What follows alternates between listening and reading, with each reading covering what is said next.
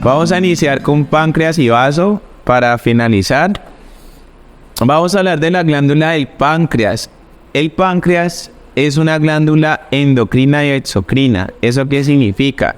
Que tiene una función de segregar insulina y de segregar jugos pancreáticos. Vamos a hablar en detalle de su morfología. Él va a ser conformado por una cabeza, por un cuello, por un cuerpo y por una cola. La cabeza tiene un proceso unciforme o también llamado uncinado, que tiene una forma de gancho que va directamente hacia el duodeno para poder anclarse. A esa región se le llama complejo hepatoduodenal y lo vamos a encontrar específicamente en la porción horizontal o inferior del duodeno.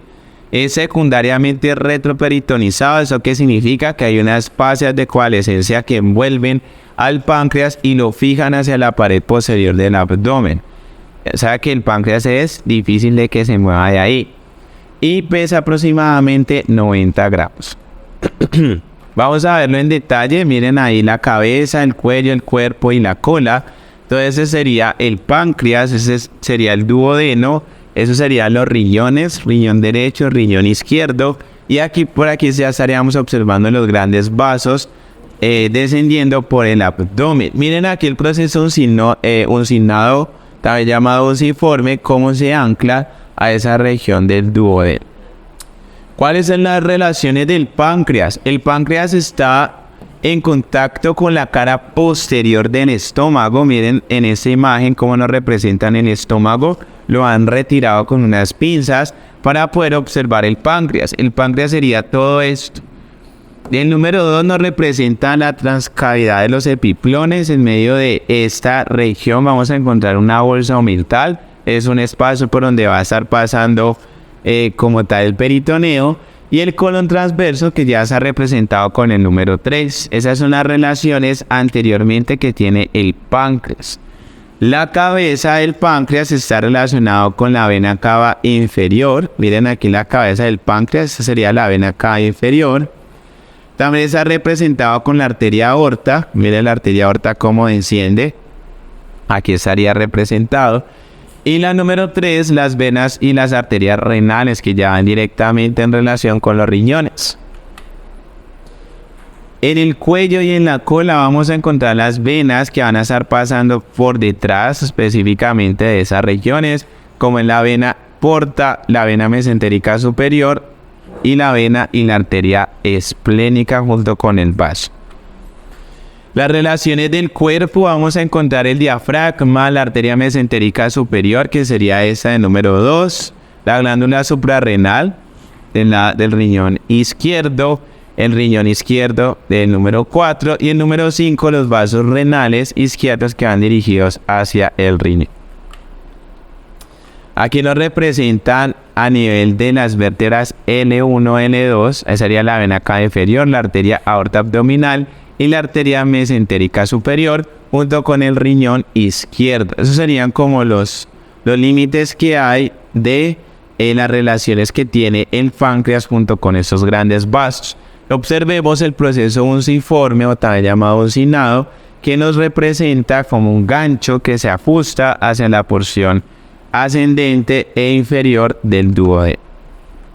Esos son los conductos que tiene el páncreas, que ya lo habíamos hablado anteriormente, cómo se unía con el conducto colédoco.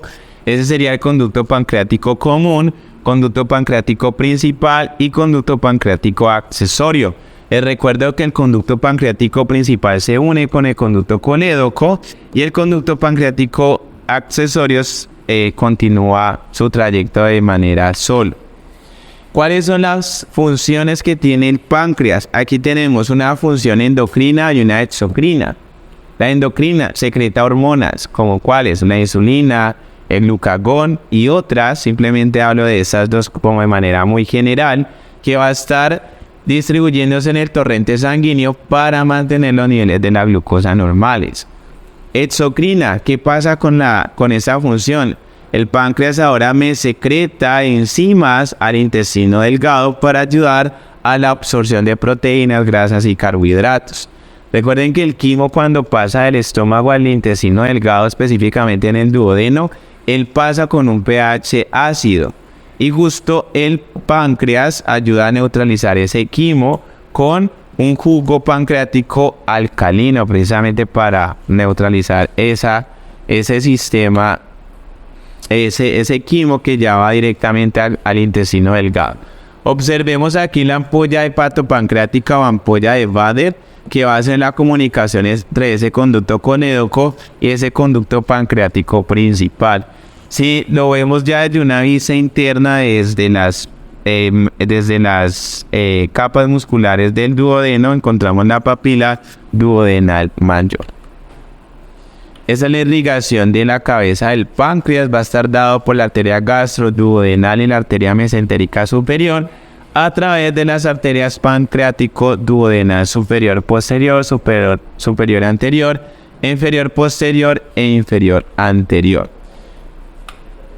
Las demás arterias ya vienen directamente en la arteria lienal o la arteria específicamente esplínica, como la arteria pancreático dorsal, pancreática magna y la arteria en la cola del páncreas. Esas son algunas arterias que van a estar distribuidas en la región también del páncreas, que ya las habíamos mencionado anteriormente, simplemente que aquí la vemos desde una vista posterior. El drenaje venoso va a ser dado por la vena esplénica y por la vena mesentérica superior, dada por las venas pancreático duodenal anterosuperior y anteroinferior. La inervación simpática va a estar dada por los ganglios, específicamente del pleso celíaco, y por los ganglios del mesentérico superior. Miren aquí, esos serían los ganglios celíacos, como va a estar distribuido en esa región a nivel de T12. Y esos ganglios que es más inferior serían los ganglios de la mesentérica superior. Esa sería la información simpática, y la parasimpática vienen los troncos vagales, que ya vienen directamente del vago. Tanto un tronco vagal posterior como un tronco vagal anterior. El vaso, aunque el vaso está dentro del sistema digestivo, como en toda esa cavidad abdominal que pertenece a ese sistema digestivo, miren que él no tiene una función en el sistema digestivo. Él tiene una función hematopoyética del linfoide, que es totalmente aparte del sistema digestivo. Él controla la cantidad de sangre en el organismo, forma los glóbulos rojos y destruye las células envejecidas y dañadas. Además, contiene los glóbulos blancos y mantiene el equilibrio de los líquidos del cuerpo. Él pesa aproximadamente entre 125 a 200 gramos, tiene una longitud de 12 centímetros y un ancho de 8 centímetros. ¿Es posible vivir sin el vaso? Sí, es posible. Sí, es posible, porque hay otros sistemas a nivel linfoide que puede contribuir como a la función que él tiene. Obviamente que se va a necesitar de medicamentos y de otros componentes extra para mantener en función equilibrada el organismo, pero sí, hay personas que pueden vivir sin el vaso. Normalmente, como él es el que mantiene los glóbulos blancos y el reencuentro de los glóbulos rojos, pues resfriados comunes que los pueden llevar a una neumonía. O sea, su sistema inmune baja mucho, y en ese sentido tendría que mantener siempre con precaución para mantener alejado de los virus y de todos los microorganismos que pueda afectar ese sistema inmune. Claro que sí, parece un paciente de alto riesgo. Observemos que el órgano del vaso va a estar proyectado a nivel de la novena, la décima y la 11 costilla. Es un órgano hematopoyético y va a estar representado en el hipocondrio izquierdo. ¿Han escuchado el famoso vaso? Es que me dio vaso, ¿sí? El famoso vaso que uno le da cuando uno hace alguna actividad física hace referencia a cuando nosotros estamos corriendo, haciendo algún deporte y estamos desacondicionados y queremos hacer el deporte que hicimos en toda la semana, en un fin de semana. El estómago se llena de gases. Si recuerdan la región del fondo fundus, ahí se llena de gases porque no tenemos la capacidad de respirar adecuadamente en medio de esa actividad. Entonces todo el tiempo mantenemos agitados pues por desacondicionamiento físico. Trotamos, no sé, estamos acostumbrados a trotar 1 kilómetro y el fin de semana quiero trotar 5. Entonces obviamente que ese estómago se va a llenar de gases. Esos gases van a dirigirse hacia la región del vaso específicamente. Miren aquí cómo el fondo está. El fondo se llena de gases y lo que hace es comprimir el vaso con el diafragma, con la pared específicamente anterolateral del abdomen. Entonces, al sentir el vaso que está todo el tiempo, ¿cierto? Ahí arrinconado en esa pared, pues vas a sentir ese dolor que finalmente es molesto, ¿cierto? Y uno siempre dice, no, espera un momentico que me dio vaso, ¿cierto? Y es un dolor fuerte, punzante en esa región del hipocondrio izquierdo. Entonces, tiene que ver más que todo es por efectos del estómago que se llena de gases, más que el mismo vaso le esté doliendo, ¿sí? Entonces, esa es una de las consideraciones que siempre me preguntan en clase, que cuáles son los efectos que se da a la hora del vaso, porque ese es el famoso vaso. Ahí nos representan en el epicondrio izquierdo, las 3 cosillas, cómo lo está protegiendo, porque igual es un órgano importante entre la 9ª, la 10ª y la 11ª costilla. Observemos desde una vista anterior cómo nos representan el hígado, el estómago y el vaso específicamente. Vamos a verlo desde una vista lateral y vamos a identificar las relaciones que hay desde esa vista lateral. Todo eso sería el diafragma que está pegado hacia la pared del abdomen. Ese sería el vaso, ese sería el diafragma, ese sería la flexura cólica izquierda. Todo eso sería el colon descendente. Y ese sería la curvatura menor y curvatura mayor del estómago. Entonces eso sería el fomento menor, el aumento mayor que se continúa directamente hacia la cavidad del abdomen. El vaso tiene varias impresiones. El vaso va a estar en contacto con el estómago, por lo tanto tenemos una impresión gástrica que sería toda esta, una impresión renal porque está en contacto con el riñón y una impresión cólica porque va a estar en contacto con el ángulo cólico izquierdo. Tiene 2 caras, una cara diafragmática y una cara visceral.